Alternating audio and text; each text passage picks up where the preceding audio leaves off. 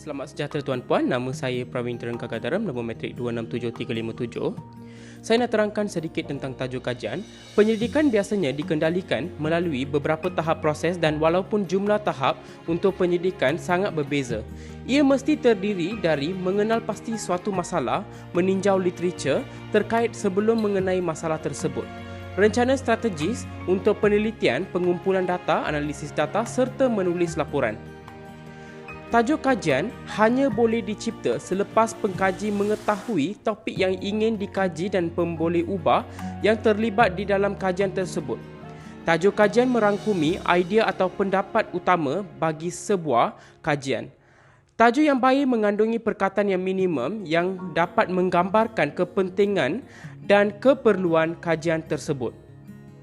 Penulisan akademik adalah sesuatu usaha yang serius dan memerlukan deliberasi. Oleh itu, pengkaji perlu mengelakkan daripada menggunakan perkataan atau frasa gaya jurnalistik yang lucu atau tidak berkaitan semasa membuat tajuk kajian. Pembaca tidak perlu memerlukan tajuk cerdik atau lucu untuk menarik perhatian mereka kerana perbuatan membaca dianggap sengaja berdasarkan keinginan untuk belajar dan meningkatkan pemahaman mengenai masalah penyelidikan. Parameter berikut boleh digunakan untuk membantu pengkaji merumuskan tajuk kajian atau penyelidikan yang sesuai. Parameter ini melibatkan tujuan penyelidikan, skop kajian, nada naratif berkaitan artikel tersebut yang kebiasaannya ditentukan oleh jenis penyelidikan, kaedah yang digunakan untuk mengkaji masalah. Tujuan awal tajuk kajian adalah untuk menarik perhatian pembaca dan membawa perhatian tersebut kepada masalah kajian yang sedang dianalisis. Sekian, terima kasih.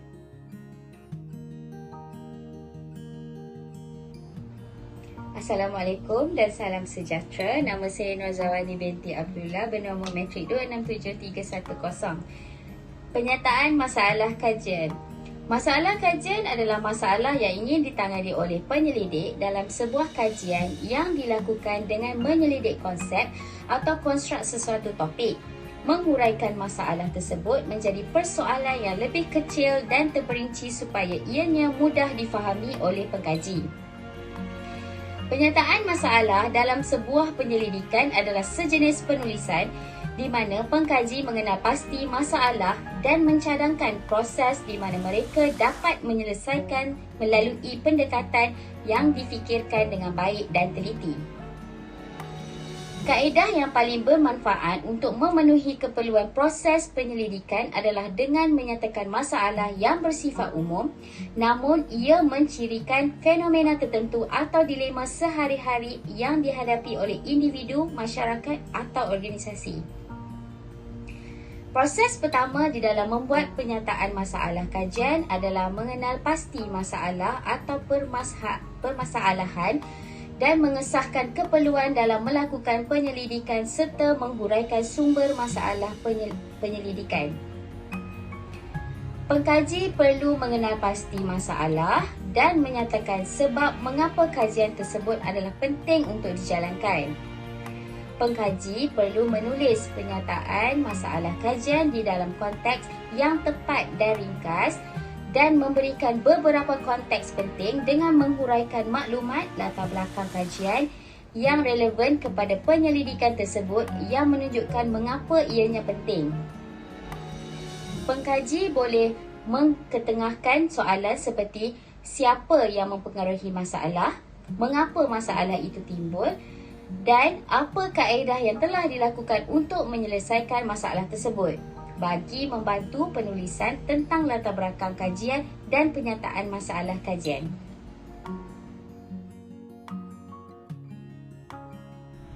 Selamat datang. Nama saya Sejarah nombor matrik 267376. Saya akan bercerita berkaitan persoalan kajian. Pertama, soalan pendidikan membina dan memusat sesuatu penyelidikan dan ianya harus dibina dengan jelas dan memberi fokus kepada skop dan kepentingan kajian serta mensintetis pelbagai sumber untuk membukakan ujar unit pengkaji. Kedua, persoalan kajian secara idealnya harus menjadi suatu yang diminati ataupun topik yang menarik. Ketiga, membuat persoalan kajian adalah antara proses terawat. Bermakna sebelum kita memulakan kajian, kita harus menyediakan persoalan kajian. Keempat, Pertanyaan tersebut berperanan dalam mengutamakan penerbitan terkini dalam mencapai kehendak kajian. Ini bermakna kita akan mencari maklumat menggunakan medium yang ada bagi menjawab persoalan-persoalan yang wujud. Seterusnya berkaitan soalan penyiasatan. Setelah masalah di kajian dikenal pasti, penyelidik harus memikirkan masalah tersebut dengan cara yang lebih fokus atau khusus. Salam sejahtera, nama saya Song Ching Leng, nombor matrik 267402. Saya akan bentangkan berkaitan dengan objektif kajian. Objektif kajian yang dinyatakan dengan baik adalah komponen yang penting dalam pelibatan penyelidikan yang berjaya.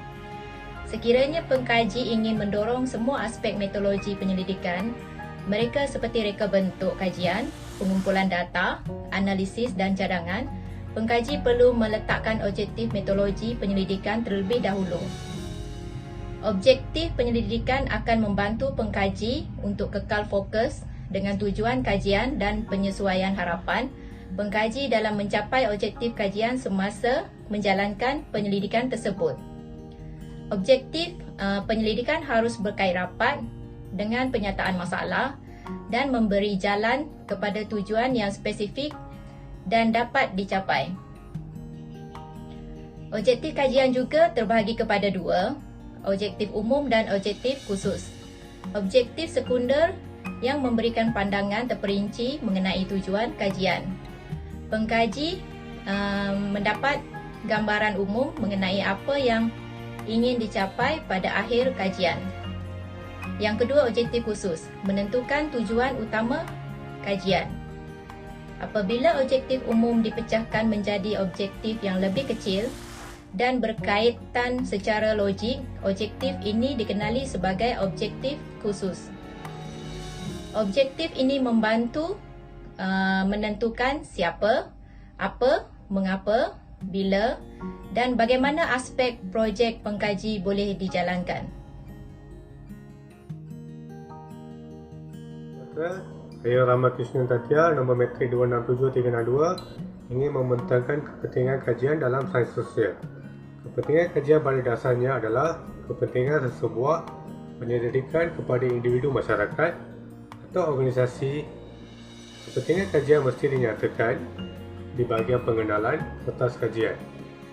Perkara utama yang perlu ditekankan dalam penulisan kepentingan kajian adalah dengan menggariskan kepentingan dalam pengertian yang luas dengan menyatakan bagaimana penyelidikan tersebut mampu menyumbang kepada masalah yang lebih luas dalam bidang.